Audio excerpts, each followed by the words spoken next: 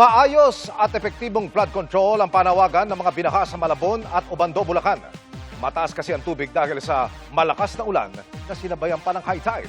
Mula po sa Obando, nakatutok live si Ian Cruz. Ian! Yes, Emil, hindi rin nakaligtas ang Kamanava at ang katabi nga nito na Obando, Bulacan sa hagupit ng habagat. Pero ayon sa mga residenteng ating nakausap, hindi kasing taas ng baha nung nakaraang taon ang naranasan nilang baha ngayon. At anila, may ibang lugar pa nga dito na flood-free.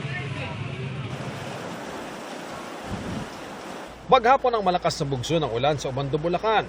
Kaya ang ilang barangay gaya ng Pag-asa at Katanghalan, ilang araw ng baha dahil sa ulan na sinabayan pa ng high tide.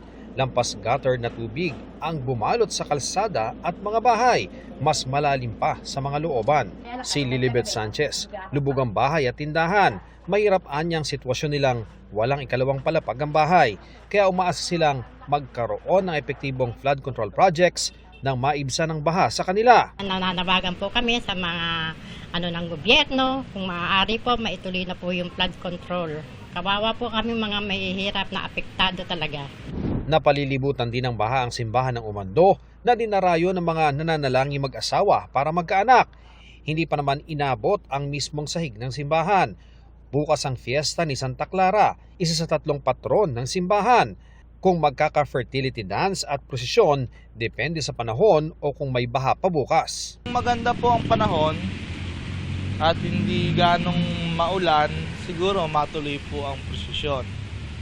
Pero kung hindi naman po at ayaw makisama ng panahon, baka mapilitan pong sa loob na lang magsayaw at baka hindi na rin po matuloy ang prosesyon na gaganapin. Sa Malabon City, mula may silo sa MH Del Pilar Street hanggang sa tatawid sa Santolan, may gutter deep na baha.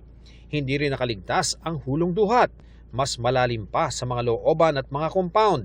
Ang ibang residente, sanay mang may baha sa lugar nila, umaasang may solusyon pa rin sa mga pagbaha. Para naman matuyo kami.